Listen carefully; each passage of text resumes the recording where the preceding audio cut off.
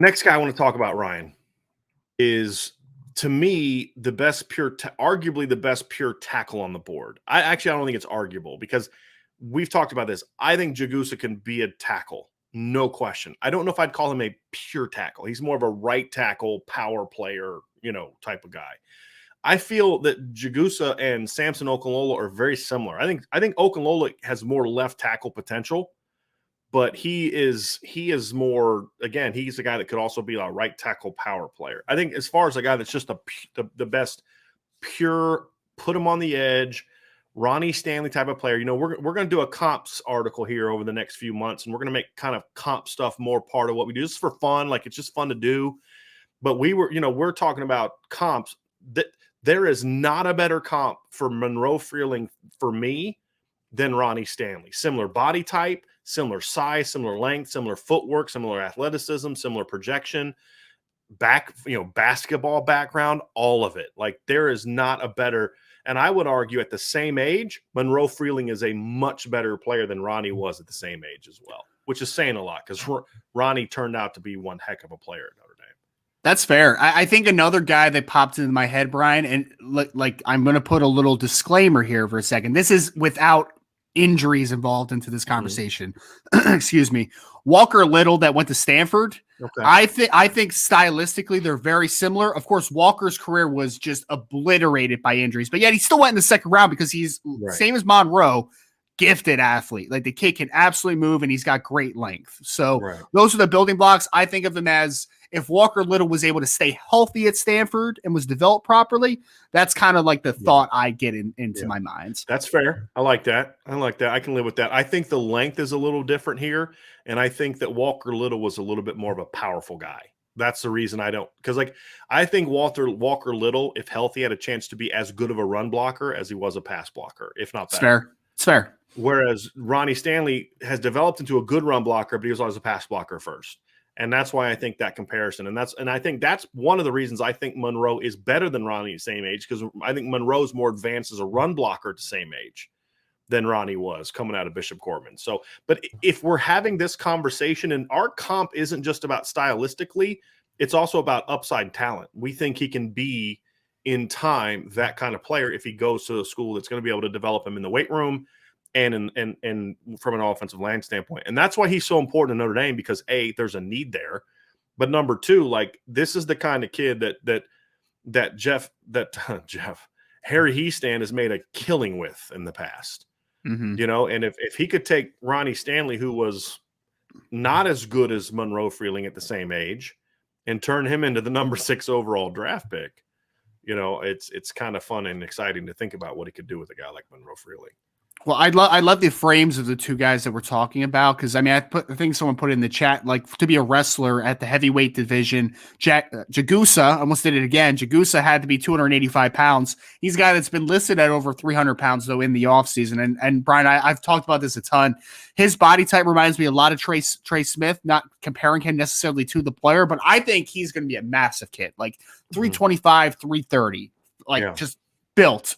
I think that Monroe Freeling has a lot of upside too, in as far as his body profile. I think he's going to be 305, 310 easy. Like, it's not going to be difficult to put that at least. I think he could put on even more. I do, because and we'll kind of get into why, but at least 305. And in Notre Dame's offense, the 325 isn't as important as it is in other offenses, right? Like Bama's offense, the way they've always run it, their run game is more of a power run game. You need big movers.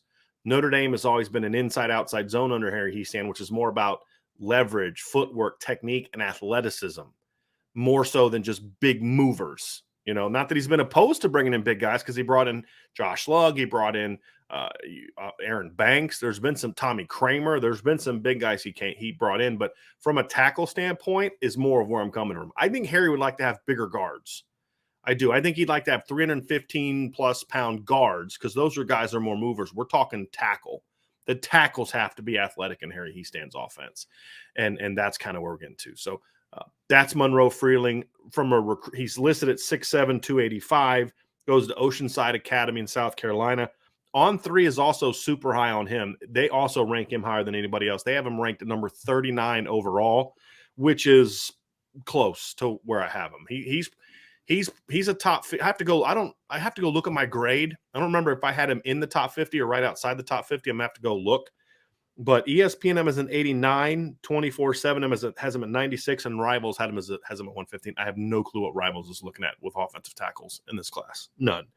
So, but they don't have Sullivan Absher in the top 250. We'll get into that here in a little bit too. So, I'm not sure who's doing the O-line rankings for Rivals, but they need to figure some stuff out here real quick. But if he's not in the top 50, Ryan, he's borderline. Again, I have to, like, my gut says top 50. I got to go look at my grade to see if he actually graded out as a top 50 guy. But the ceiling is incredibly high. He's a top 50 guy for me, man, because I think that this profile at 6'7", 285 with a lot of room to grow. And I mean, we mentioned that video on our last show, the 30-inch vert for that size, man. Like, that's a great number for a kid going into the NFL. Like, it's an insane number. And if you watch him play basketball, gifted athlete. Like, he's not just a good basketball player. He's a very good, explosive basketball player. So, lots to like with a guy like Monroe Freeling.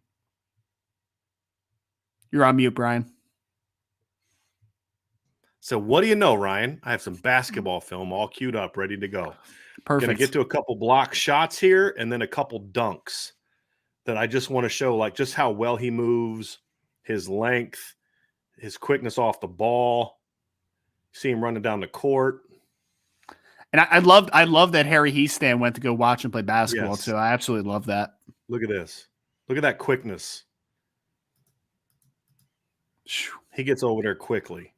Yes, he does. That's an impressive block. And then we got a couple dunks here I want to get to because, I just had to show the basketball film. How disappointed would you have been in me tonight if I didn't have basketball film ready to go? Gotta show it, man. We talked about last show about why basketball is so important for offensive tackles. The coordination, explosiveness. Yep. Here we go. Boom. That's a 275. He was about 275, I think, during basketball season. Yeah, look at him. Look at the feet, though. This, like, the dunk's nice, but look how smooth he is running down the court, though. It's a really smooth kid. Very effortless mover. Two-handed jam, rises up, bam. But here's the thing: is look at the coordination of the feet. Like, I know the dunk is cool and everything, but look at the coordination of the feet, Ryan. That's what I'm looking at. That's what I like. Yep. Comes to balance quick. Like, that's where you talk about, like, that foot quickness and just the coordination. When you come to balance quick to dunk like that shows that this kid's a good athlete. He's not a good athlete for an offensive lineman. He's just a good athlete. To catch, then come to balance, then two-hand jam.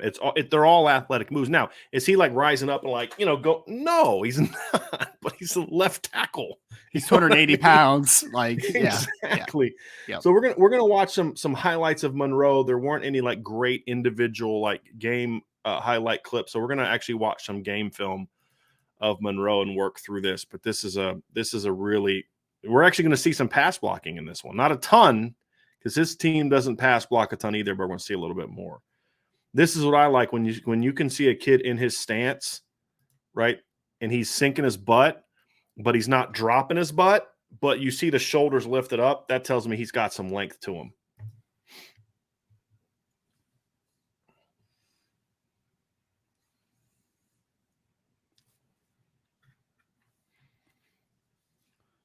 I mean, like, Brian, of course it's, like, unfair, right? But, like, that acceleration at the end there, that again shows me just how explosive his lower body is, man. Like, he puts the kid on skates and he finishes because his lower body is just so darn explosive. Now, here he's a left tackle, right here, as they point out. But here's what I love about him. The feet never stop moving. They never stop moving. They just work. Now, I do want to see him work on his pad level a little bit at times. He does get a little tall, but the feet they just never stop moving. I love his feet. Just drive. You see some power there. Like, when I first heard about him, and I hadn't watched his film yet, and I heard he was a basketball player. Look at that length. I heard he was a basketball player. I was like, okay, he's gonna be, maybe probably a finesse guy. Nope, not at all. He's not a finesse guy. Not a finesse guy.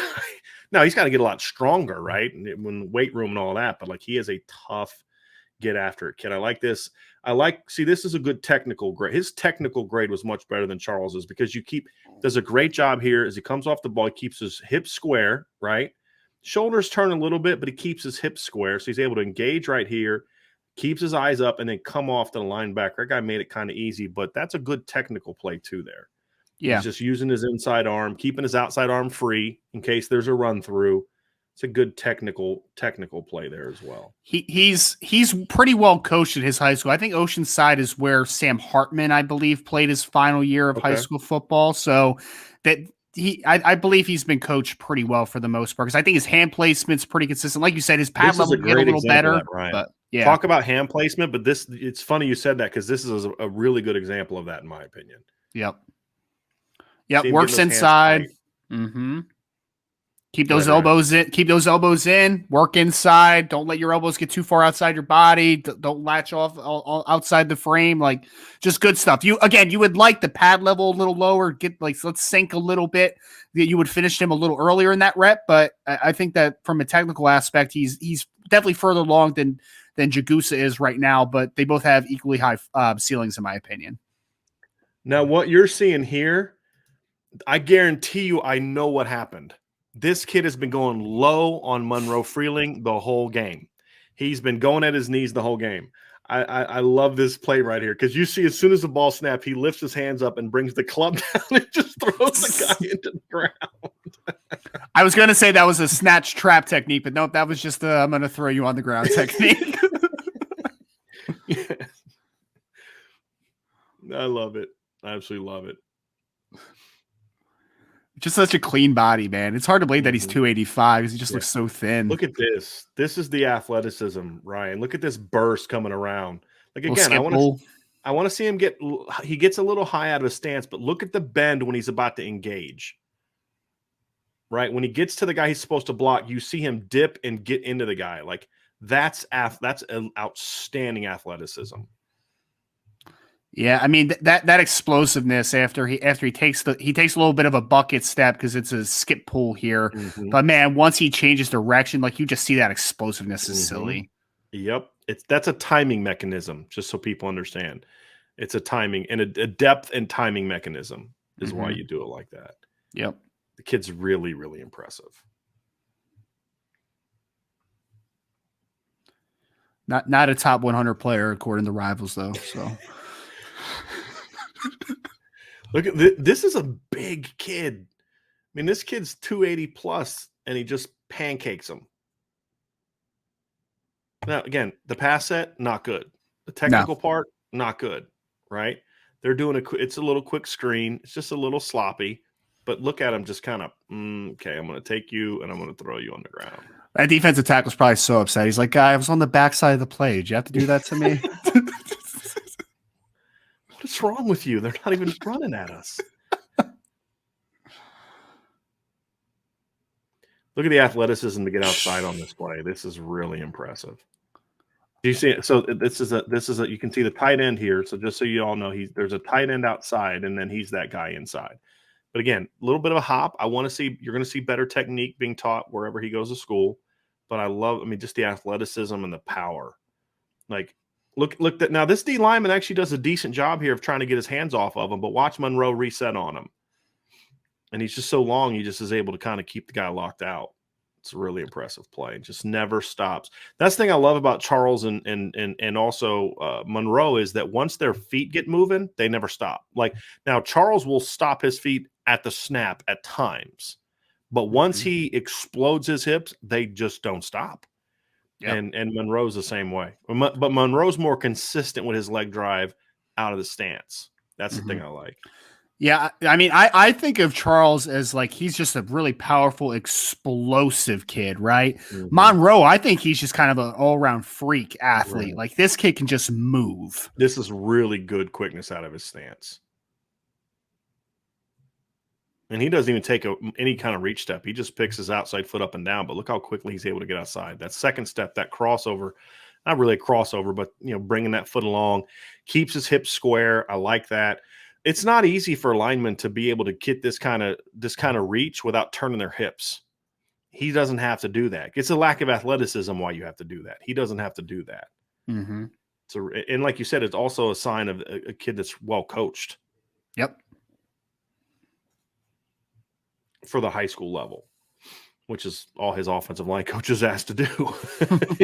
It's not his job to prepare him for Notre Dame. It's his job to help him win football games. That's 100% correct. 100%. One thing I do like too is I noticed on a couple of down blocks, he always gets kind of the second guy working through the trash, right? Like I think he has pretty good awareness to kind of know. Keeps his eyes downfield. It's feeling with your inside, Ryan, and get your eyes to what could come outside. Exactly. That shows me instincts. It's just not fair, man. Just not fair. No.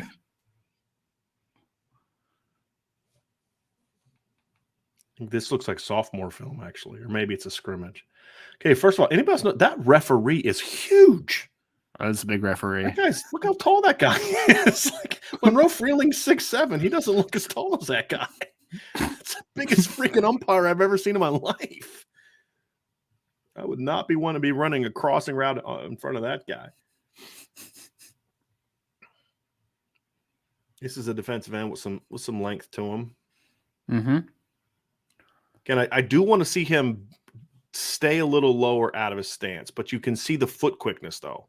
That's what I like about this play. Yep.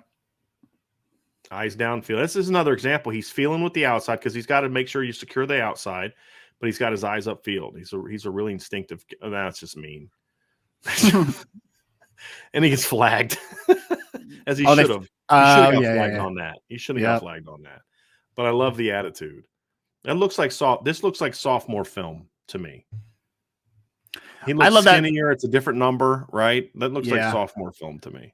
I think so too. I love the temperament though that he plays with because again, I think that people will assume that he's a little bit passive, but he's definitely not passive. And it's really funny because it's always the nicest guys, man. Like he's just such a pleasant guy to get back, to talk to. Always gets back to you in a reasonable amount of time. But then he plays like that. Yeah. So Monroe Freeling, Ryan. I mean, ranking wise, where about do you see him falling in? He's a top 50 kid for me. 39, I don't think is unreasonable. I think he has. You mentioned Charles Jagusa. You thought could be a top 25 player as far as upside. I'm there with Freeling, honestly, man. Like I think that his upside is substantial to that. But I'm good as long like top 50. I think is the right number. But I think that top 25 upside is absolutely there for me. I would say that him and Samson Okunlola, who we're not going to talk about tonight because he's not really a guy we view as a legit target for Notre Dame right now. Like they want him, but he doesn't want them. I would say that of the guys on the board, inside and outside, that Monroe Freeling has the highest ceiling of any of them. Charles Jagusa's right behind him, but I think Monroe's a bet that from what we see. Now maybe that changes when Charles gets better coaching, and that's something I think we'll see. But this is why I think Charles is a right tackle and Monroe's a left tackle. Because that lateral athleticism is just better there, right? Like, and they both have elite bodies, like 5-star bodies. They're both strong, powerful kids. They're like you talk about the tandem they have now with Blake Fisher and Joe Alt. It'd be very similar, where you've got one guy, and I would argue that Monroe's a much better athlete than Joe Alt was at the same age. I mean, once Joe started growing into the body, but Joe's turned out to be a heck of a player. And then Charles has a lot of Blake Fisher to him, right? Like Blake's more athletic and Blake could be a left tackle, I think. But you see that power, that physicality, that ability to just drive people off the ball is very similar. And that's what I kind of like about this duo. So clearly, to me, the number one left tackle on the board for Notre Dame. Yeah.